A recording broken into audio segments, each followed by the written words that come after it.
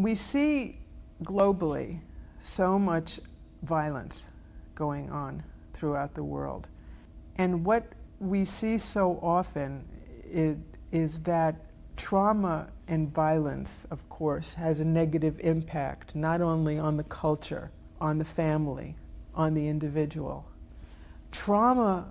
would cause a woman, more often than not, to react with depression and anxiety, while the research also shows that for males, the reaction is one of anger. And with all of the political reasons for turf wars and for all of the political reasons that go and that need to go on, and the inequities of wealth which we have to deal with as a world, there's also looking at what can we do for those individuals in pain,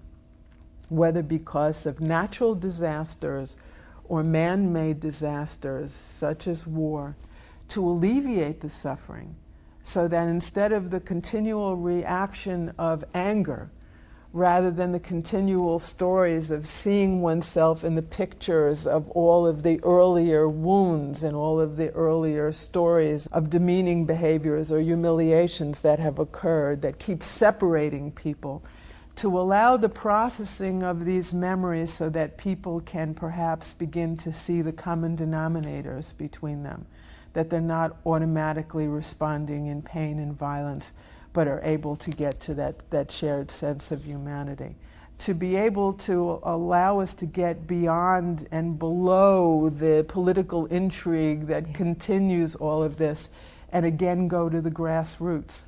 where EMDR originally started. To have enough clinicians worldwide in every country who are working with their own populations to alleviate this suffering,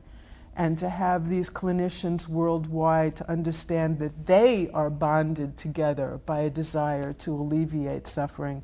and are using a tool that allows each to be willing to confer with another, and the HAP organizations to know that if one country is in need, other countries are going to come to their aid, to be able to bring the world together in that way. That's the hope, to be able to allow EMDR there worldwide where it's needed, and perhaps to make some inroads in bringing peace together. Thank you very much for this interview.